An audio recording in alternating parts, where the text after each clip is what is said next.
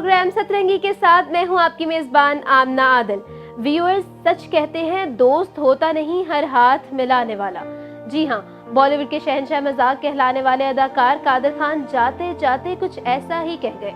जिंदगी की आखिरी सांसें लेते हुए कादर खान बेटे से अमिताभ बच्चन की बेहिसी का जिक्र करते रहे और चले गए। कादर खान की मौत के बाद उनके बेटे सरफराज खान से बाप का गम बर्दाश्त न हुआ तो फट पड़े और बताया कि एक बार उसने अपने वालिद से पूछा वो कौन सी बॉलीवुड शख्सियत है जिन्हें वो सबसे ज्यादा याद करते हैं। कादर खान ने अमिताभ बच्चन का नाम लिया, साथ ही कहा वो चाहते अमिताभ बच्चन तक ये बात पहुंचे कि कादर खान मरते दम तक अमिताभ बच्चन की बेहिसी और मोहब्बत पर बात करते रहे। व्यूअर्स, कादर खान के मरते दम के गिले शिकवे यूं ही नहीं। कादर खान ने 1971 में बॉलीवुड करियर का आगाज किया, 300 से ज्यादा फिल्मों में शानदार किरदार अदा किया और 250 से ज्यादा फिल्मों के डायलॉग लिखे। मैं दुनिया का सबसे गरीब आदमी हूँ कि मैं अपनी बेबस औलाद के लिए कुछ नहीं कर पा। कौन है? जी मेरा नाम चंपा है। चंपा कौन है? ये रही आपके सामने। अबे मैं तेरे से बड़ा नौटंकी बाज हूँ, चल पैसे निकाल।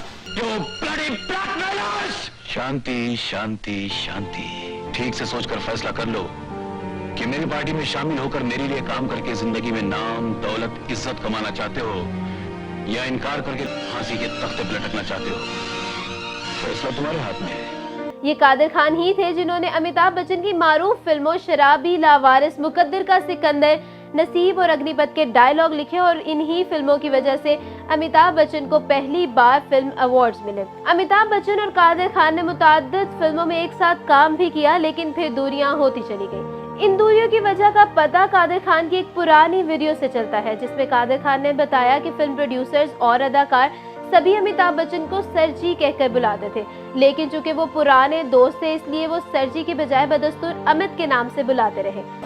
अमित जी को मैं अमित बोलता था। उसको मुझसे आके कहा एक प्रोड्यूसर ने कि आप सर जी को मिला। मैंने कहा यार वो तो अमित है, सर जी कब से हो गया? और सबने सर जी बोलना शुरू कर दिया था, तो मेरे मुंह से निकला नहीं सर जी। वो सर जी का न निकलना, मैं निकल गया उस ग्रुप में से। कादर खान के नजदीक चूंकि उन्होंने अमिताभ बच्चन को सर कहकर नहीं बुलाया, इसलिए आहिस्ता आहिस्ता उन्हें काम मिलना कम हो गया और हालत ये हो गई कि उन्हें अमिताभ बच्चन के साथ की जाने वाली चंद फिल्मों को अधूरा ही छोड़ना पड़ा। मेरा उनसे वो राब्ता नहीं रहा, जो इसीलिए खुदा गवाह में मैं नहीं था। फिर गंगा जमुना सरस्वती मैंने आधी लिखी, आधी छोड़ दी। कुछ फिल्में जो हैं वो आखिर की जो मैंने नहीं लिखी वो छोड़ दी। अमिताभ बच्चन के साथ कादर खान को फिल्म स्टार गोविंदा से भी शिकवे थे। सरफराज खान के मुताबिक कादर खान को गोविंदा अपना उस्ताद बल्कि बाप कहते और समझते थे। कई फिल्मों में उन्होंने बाप बेटे का रोल किया। आप मुझे शक्कर का क्यों देख रहे हैं? ये लड़की झूठ बोल रही है। 100 मरतबा मैंने इस जलील से पूछकर इसकी शादी तय की, क्योंकि जिस सांप को मैं सारी जिंदगी अपना खून पिलाता रहा, उस सांप ने आज मुझको डसा है।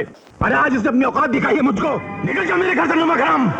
मेरी बात दुल्हन तो जाएगी दूल्हे राजा के साथ। बॉलीवुड के शहंशाह मजाक अपने किरदारों के जरिए फिल्म बीनों के चेहरों पर मुस्कुराहटें बिखेरते रहे, लेकिन खुद वो दोस्तों की बेवफाई के शिकवे करते हुए दुनिया छोड़ गए। और वो शिकवे तब मजीद दुरुस्त साबित हुए जब उसने देखा कि वो 81 साला कादर खान, जिसने बॉलीवुड को अपनी जिंदगी के 47 साल दिए, उनके जनाजे में किसी साथी अदाकार या फिल्म साज ने शिरकत नहीं की।